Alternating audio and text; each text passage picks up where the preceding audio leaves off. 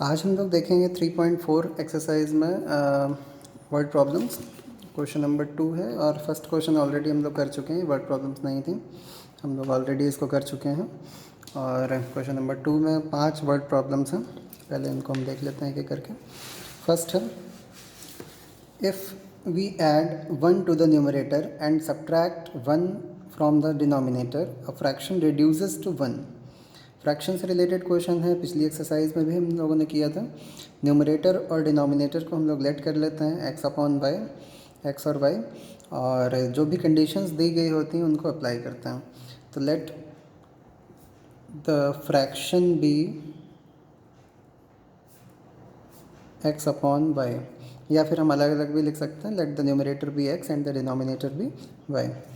और केस 1 में बोला गया है if we add 1 to the numerator, numerator में 1 ऐड करते हैं यानी कि x plus 1, and subtract 1 from the denominator, और डिनोमिनेटर से 1 सब्ट्रैक्ट करते हैं, इट रिड्यूसेस टू 1, तो फ्रैक्शन हो जाता है 1। 1 मीन्स 1 अपॉन 1 भी लिख सकते हैं या सिर्फ 1 लिख दीजिए, एक ही बात होती है, ठीक है। और फिर हम इसको थोड़ा सा सिंप्लीफाई करके और एक इक्वेशन बना लेते थे। तो यहाँ पर हम लोग सिंप्लीफाई करने के लिए इस तरह क्रॉस मल्टीप्लाई करते थे, बट यहाँ 1 है तो उससे कोई फ़र्क नहीं पड़ेगा। 1 से मल्टीप्लाई करने से x प्लस 1, और इधर ये 1 से मल्टीप्लाई करने से y माइनस 1 ही रहेगा। और इस y को इधर ले आते हैं, x माइनस वाई, और ये माइनस 1 इधर ही, और ये प्लस 1 भी इधर आकर माइनस 1। तो फाइनली हो जाता है x minus y equals minus 2। This is the first equation. इसको इक्वेशन 1 बनाकर छोड़ देता हूँ। और फिर केस 2 देखते हैं। केस 2 में बोला गया है it becomes 1/2 if we only add 1 to the denominator. अगर सिर्फ डिनोमिनेटर में हम लोग 1 ऐड करें देन फ्रैक्शन हो जाता है 1/2 के इक्वल। तो यहाँ पर फ्रैक्शन हमारा x अपॉन वाई था, और सिर्फ डिनोमिनेटर में ऐड करने के लिए बोल रहे हैं, 1 ऐड करने के लिए, तो हम डिनोमिनेटर में इस तरह 1 ऐड कर देते हैं, और उसके बाद ये इक्वल हो जाता है 1/2 के। फिर से हमको वैसे ही सिंप्लीफाई करना है, क्रॉस मल्टीप्लाई, 2 से x को मल्टीप्लाई करेंगे 2x, और इधर 1 से करेंगे y प्लस 1 को, तो y प्लस 1 ही रहेगा। और इसको इधर उठा कर ले आते हैं, 2x minus y equals to 1। This is the second equation. Second equation बन गई है, और ये एक्सरसाइज है एलिमिनेशन मेथड की, जो कि सबसे आसान होता है। तो एलिमिनेशन मेथड आपको शायद याद होगा, हम लोग कोफिशेंट्स इक्वल करते थे x या y किसी के भी। तो आप लोग यहाँ देख रहे हैं y में कोफिशेंट्स ऑलरेडी इक्वल हैं, यहाँ पर भी और यहाँ पर भी। तो बस सिंपली हमको इनको पास में लिखना है और सॉल्व कर देना है। x minus y equals to minus 2 and 2x minus y equals to 1। अब हम देख रहे हैं कि साइन दोनों के सेम हैं, माइनस वाई ही है, तो इसलिए हमें सब्ट्रैक्ट करना पड़ेगा ताकि साइन चेंज हो और ये कैंसिल हो जाए। सब्ट्रैक्ट करते समय साइन चेंज हो जाते हैं, प्लस 2x माइनस 2x हो जाएगा, और ये माइनस वाई जो है वो प्लस वाई हो जाएगा, और ये प्लस 1 जो है ये माइनस 1 हो जाएगा। और इनको x माइनस 2x से हमको मिलेगा माइनस x, और ये plus y and minus y cancel, minus 2 and minus 1 minus 3, और माइनस रिमूव करने पर x इक्वल्स टू 3, x की वैल्यू हमको 3 मिल जाती है। इस 3 को, x की वैल्यू को उठाकर हम लोग किसी भी एक इक्वेशन में रखेंगे और हमें y की वैल्यू मिल जाएगी। फ्रॉम इक्वेशन 1 में रख देता हूँ, x minus y equals to minus 2 था, यहाँ पर x की जगह पर 3 रखा, 3 minus y equals to minus 2, और 3 को उधर भेज देते हैं, माइनस 2 माइनस 3 यानी कि माइनस 5, और माइनस रिमूव करने पर 5, यानी कि y की वैल्यू हमको 5 मिल गई। तो ये इस तरह से हमने x और y की वैल्यूज़ निकाल ली, यानी कि रिक्वायर्ड फ्रैक्शन है, लास्ट में लिख दीजिएगा therefore the required fraction is 3/5। ये हमारा आंसर हो गया 3/5। अब ये आंसर सही है या नहीं है इसको भी हम चेक कर सकते हैं। जो कंडीशंस दी गई थी वो इस पर अप्लाई करके देखते हैं, अगर वही रिज़ल्ट आता है तो फिर ठीक है। साइड में हम आंसर भी चेक कर लेते हैं। आंसर अभी फ्रैक्शन हम लोग का आया है 3/5। पहली कंडीशन में दिया गया था कि अगर हम न्यूमरेटर में 1 ऐड करें और डिनोमिनेटर में 1 सब्ट्रैक्ट करें। देखिए करके देखते हैं, न्यूमरेटर में 1 ऐड किया और डिनोमिनेटर में 1 सब्ट्रैक्ट किया, तो देखिए क्या बन जाएगा, 3 + 1 4, 5 - 1 4, और 4 कैंसिल होकर हमें क्या मिलेगा, 1। यही बोला गया था क्वेश्चन में, इट रिड्यूसेस टू 1, यानी कि इतना हमारा आंसर सही है। और फिर दूसरी कंडीशन को भी लगा कर देख लेते हैं। यहाँ पर बोला गया था सिर्फ डिनोमिनेटर में 1 ऐड किया जाए, मतलब अभी फ्रैक्शन आया है 3/5, हम सिर्फ डिनोमिनेटर में अगर 1 ऐड करें तो देखिए क्या बन जाएगा 3/6 और इसको सिंप्लीफाई करने पर 1/2 यही बोला गया था। तो फ्रैक्शन रिड्यूसेस टू 1/2 यानी कि हमारा आंसर बिल्कुल सही है। तो आप कभी भी वर्ड प्रॉब्लम्स करें या इस तरह का कोई भी क्वेश्चन करें आप साइड में चेक कर सकते हैं आंसर। कभी कभी क्वेश्चंस में भी साथ में लिख देते हैं चेक योर आंसर, तब आपको ये फेयर पर ठीक से करके दिखाना होता है। फिलहाल तो ये रफली किया गया है। तो हमारा आंसर बिल्कुल सही है इसमें।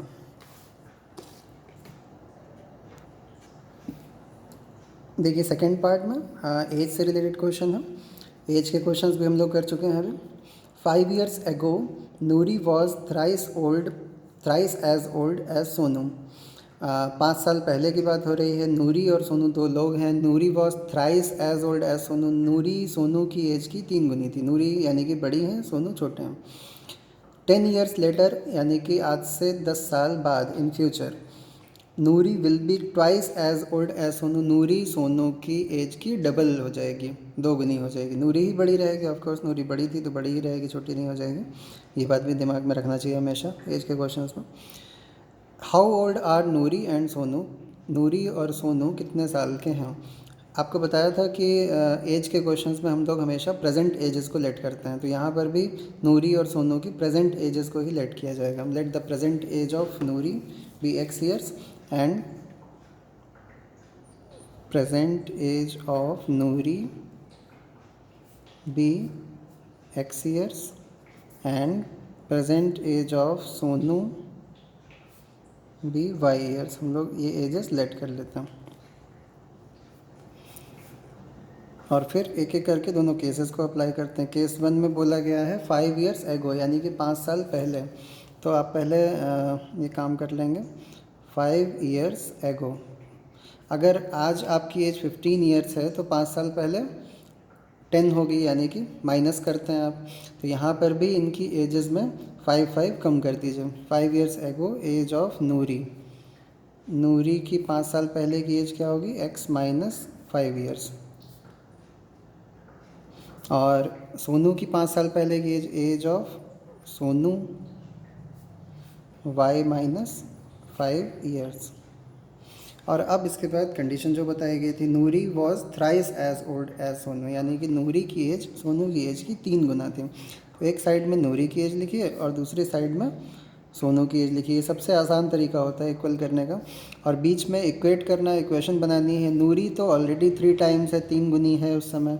तो किसको 3 टाइम्स करेंगे, सोनू की एज को, ताकि ये इक्वल हो जाए। क्योंकि नूरी की एज को अगर कर दिया वो तो ज़्यादा है, ऑलरेडी 3 से मल्टीप्लाई करके और ज़्यादा हो जाएगा, है ना, तो वो गलत होगा। तो ये कन्फ्यूज़न रहता है काफ़ी ऐसे क्वेश्चंस में। तो हमेशा ध्यान रखिए जो कम है उसी में मल्टीप्लाई किया जाएगा। तो यहाँ पर 3 और सोनू की एज को मल्टीप्लाई कर दिया और इसको सिंप्लीफाई करके इक्वेशन बना लेता हूँ।